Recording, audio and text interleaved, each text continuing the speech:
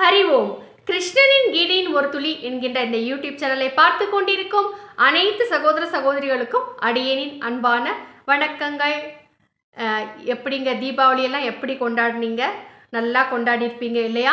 எல்லாரும் குடும்பத்தோர் அனைவரும் சேர்ந்து எத்தனையோ விதமான நமக்கு பிரச்சனைகள் இருந்தாலும், பண சம்பந்தமான பிரச்சனைகள் என்ன இருந்தாலும் சரி, அந்த எல்லாவற்றையும் மறந்துட்டு அன்றைய தினம் மிகவும் ஒரு ரொம்ப ரிலாக்ஸாக, ரொம்ப ஆனந்தமாக மனதுடன் எல்லோரும் சேர்ந்து, உறவினர்களுடன் சேர்ந்து நல்லா பட்டாசு வெடித்து தீபாவளி கொண்டாடப்படுகிறது அல்லவா?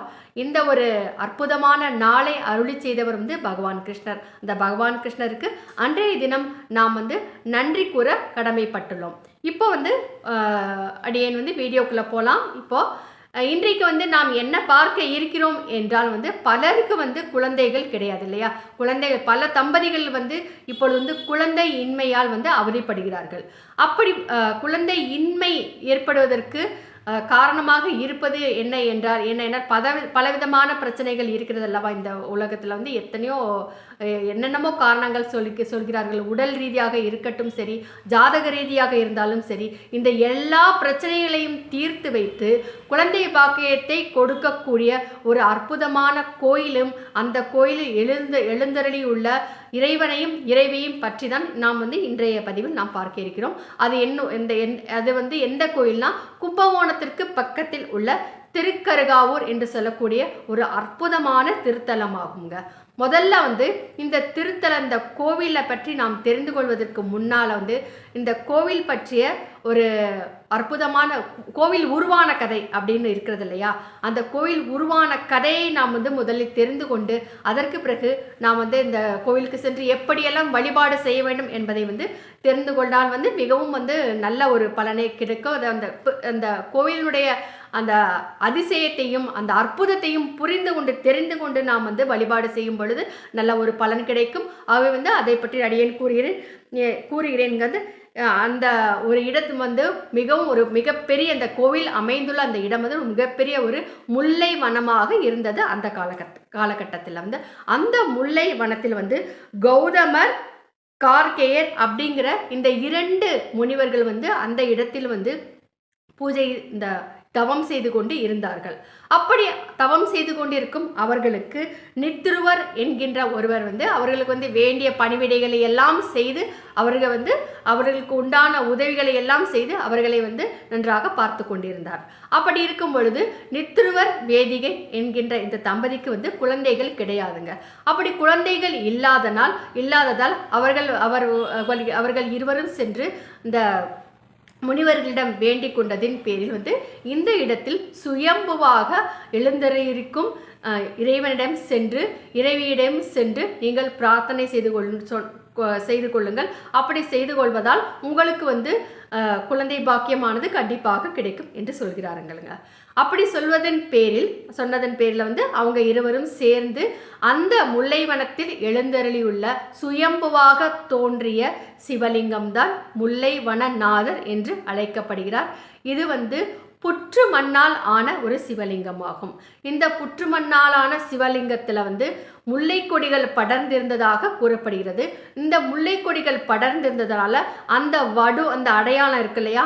அந்த அடையாளமானது இன்று வரைக்கும் இந்த கோயில் உள்ள இந்த சிவலிங்கத்தின் மீது இருப்பதாக கூறப்படுகிறதுங்க. அது மட்டும் அல்லாமல் புற்று மண்ணால் ஆன சுயம்பு லிங்கமாக இருப்பதால் இந்த சுயம்பு லிங்கத்திற்கு அபிஷேகம் என்பது கிடையாது. இங்க புனுகு சட்டம் என்ற ஒன்றுதான் சாத்தப்படுகிறது. அந்த புனுகு சட்டத்தை புனுகுங்கிறத நம்ம வீட்டிலேருந்து கூட கடைகளில் மற்ற கடைகள் இருந்து கூட வாங்கி கொண்டு செல்ல முடியாது. கோயிலே விற்பாங்கங்க. அங்கேயே சென்று அந்த புனுகு சட்டம் சாத்தணும் அப்படின்னு சொன்னாங்கன்னா அவங்களே கொடுப்பாங்க. அதை வாங்கி இறைவனுக்கு புனுகு சட்டம் சாத்தி வழிபாடு செய்யலாம். அப்படி செய்யும் பொழுது பல நோய்கள் தீர்ந்து போகும். இது நிதர்சனமான உண்மை. இதை நாம் முதலில் தெரிந்து கொள்ள வேண்டும். அதற்கு பிறகு இந்த இந்த சுயம்புலிங்கம் அப்படின்னா என்னங்கிறத நம்ம முதல்ல தெரிஞ்சுக்குவோம். என்ன சுயம்புலிங்கம் சுயம்புலிங்கம் அப்படின்னு சொல்கிறாங்களே அப்படின்னா அது எதுவுமே அது ஒன்றும் கிடையாதுங்க. சுயம்புலிங்கம் என்பது தான் தோன்றி லிங்கம்.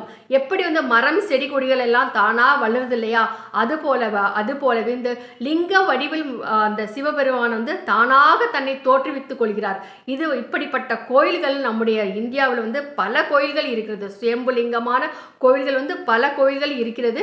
இப்படி வந்து இந்த பல கோயில்களில் ஒன்றுதான் இந்த சுயம்புலிங்கமாக எழுந்தருளியுள்ள முல்லைவனநாதர் கோயிலாகும். இப்படி அந்த கோயிலுக்கு சென்று அவங்க அந்த இருவரும் நித்திருவரும் வேதிகை இந்த இருவரும் சென்று வழிபாடு செய்து கொண்டிருக்கிறார்கள். அப்படி வழிபாடு செய்து கொண்ட உடனே அவங்களுக்கு வந்து நல்லா கருத்தரிச்சிருங்க. கருத்தறிந்து அவங்க வந்து கர்ப்பவதியாக இருக்கிறாங்க. அப்படி வந்து கர்ப்பவதியாக அவர்கள் வந்து அந்த முனிவர்களுக்கு சேவை செய்து கொண்டு ஒரு குடிசையில் வாழ்ந்து கொண்டிருக்கிறார்கள். அப்பொழுது வந்து ஒரு முனிவர் ஒருவர் வருகிறார்.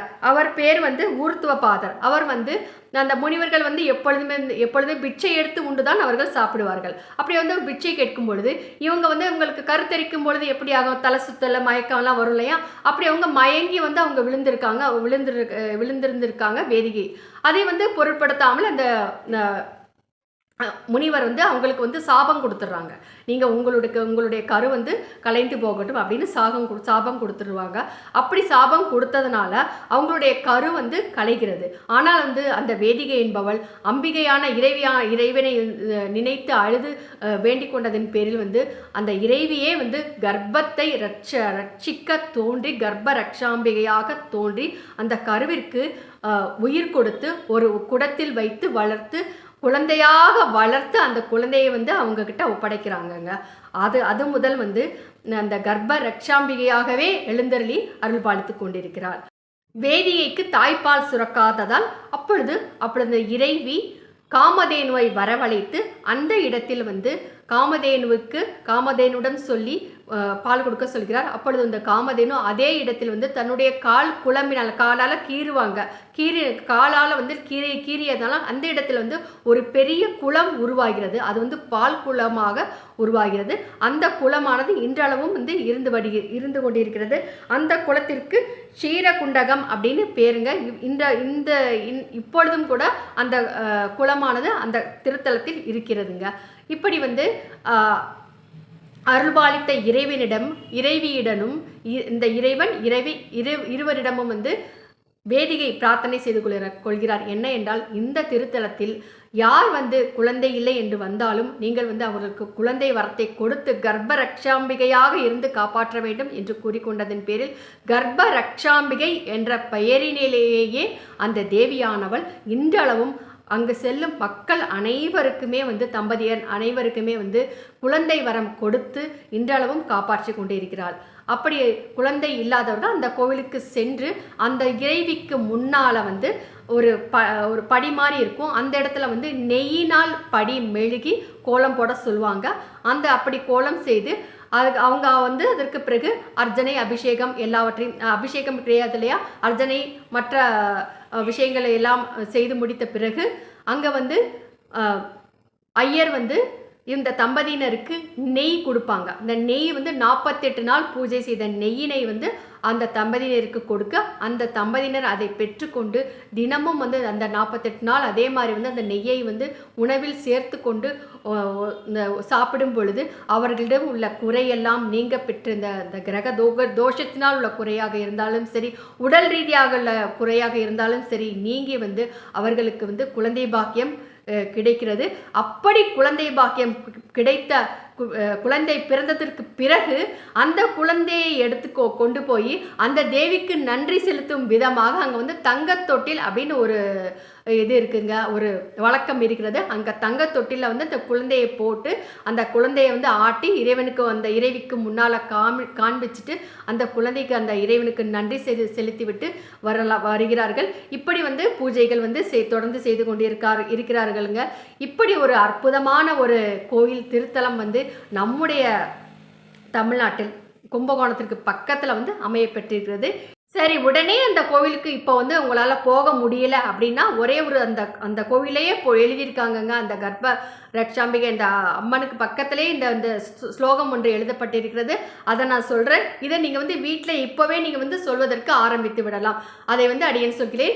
தேவேந்திராணி நமஸ்துப்யம் தேவேந்திர பிரியபாமினி விவாக பாக்கியம் ஆரோக்கியம் புத்திர லாபம் ச தேகிமே பதிம் தேகி சுதம் தேகி சௌபாக்கியம் தேகிமே சுபே சௌமாங்கல்யம் சுபம் ஞானம் தேகிமே கர்ப்பரக்ஷகே காட்யாயினி மகாமாயே மகாயோகின்யதீஸ்வரி நந்தகோபா சுதம் தேவம் பதிம் மே குருதே நம. அவ்வளோதாங்க. இந்த ஒரு சின்ன ஒரு மந்திரத்தை வந்து நீங்கள் தினமும் கூறி தினமும் வந்து 2 நெய் தீபத்தை ஏற்றி நீங்கள் வந்து இப்பொழுதே வந்து இன்றைய தினமே நீங்கள் வழிபாட்டை வந்து அந்த தேவியை நினைத்து வழிபாட்டை ஆரம்பித்து விடலாம். அதுக்கு பிறகு உங்களுக்கு எப்பொழுது நேரம் கிடைக்கிறதோ அப்போ வந்து நீங்கள் அந்த கோயிலுக்கு போய் வழிபாடு செய்து வரலாம். இந்த பதிவை பார்த்து இறைவனுடைய கர்ப்பரக்ஷாம்பிகையுடைய அருளை நீங்கள் பெற்று குழந்தை குட்டியுடன் நல்லா வாழணும் என்று உங்களுக்காகவும் அடியேன் வந்து பிரார்த்தனை செய்து கொண்டு, இது போன்ற மற்ற பதிவில் உங்களிடம் சந்திக்கும் வரை உங்களிடம் இருந்து வணக்கம் கூறி விடைபெறும் இவள் தமிழ்நாடு மதுரையில் மதுரை கல்லூரி அருகே ஜீவசமாதி அடைந்துள்ள ஸ்ரீ சிவானந்த சரஸ்வதி சுவாமிகளின் பேத்தி ரஜுலா விஜயராகவன். நன்றி.